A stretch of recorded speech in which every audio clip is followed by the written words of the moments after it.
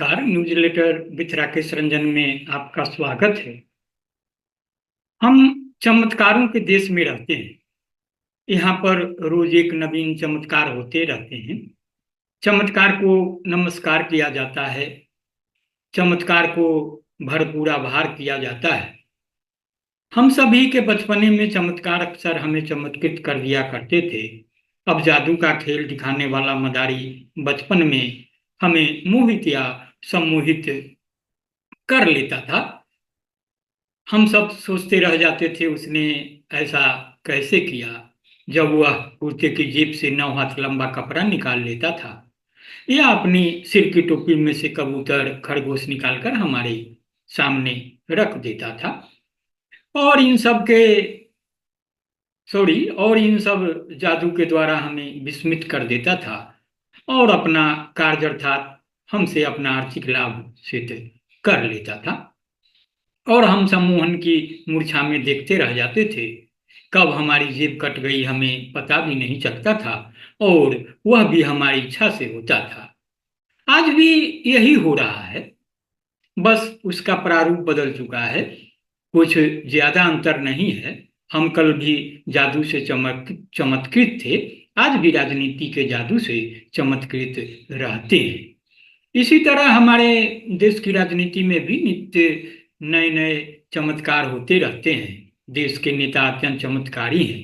हमें चमत्कार दिखाने में कोई कसर अवसर नहीं छोड़ते।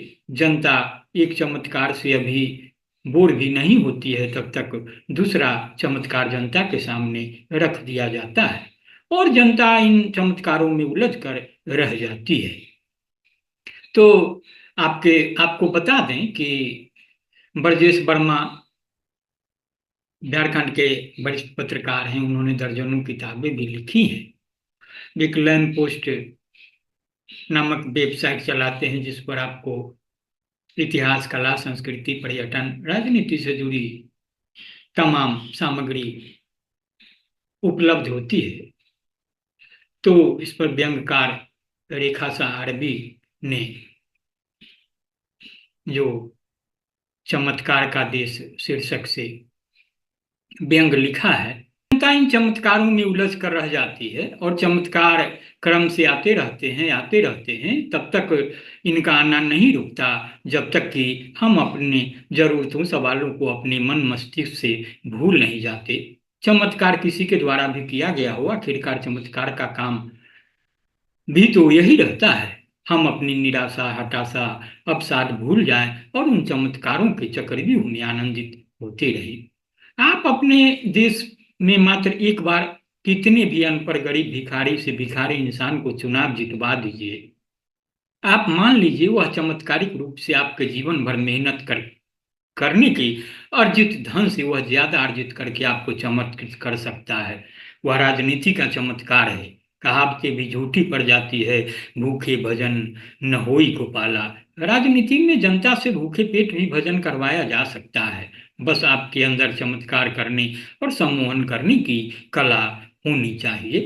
और हमारे देश के नेता इन सब कलाओं में पूर्ण रूप से पारंगत हैं। उन्हें पता है कि हमें कब कौन सी गोली देनी है जिससे हम मदमस्त होकर झूमने लगे और बस झूमते ही रहें, ना कुछ और देख पाए और ना कुछ सुन पाए, ना भूख लगे, प्यास लगे।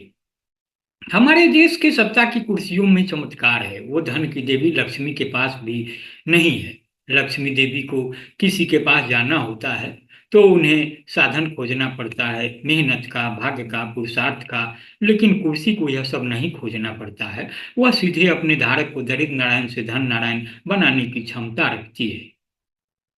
अब इसे चमत्कार न कहिएगा तो क्या कहिएगा।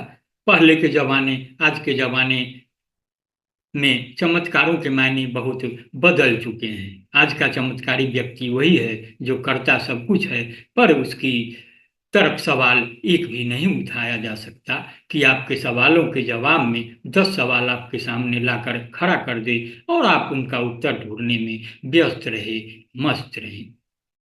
तो आज इतना ही। आप इसे संजीदगी से सुनेंगे, गुनेंगे और अपनी प्रतिक्रिया से मुझे जरूर अवगत कराएंगे।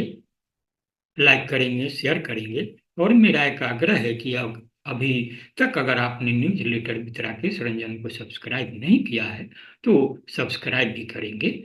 नमस्कार।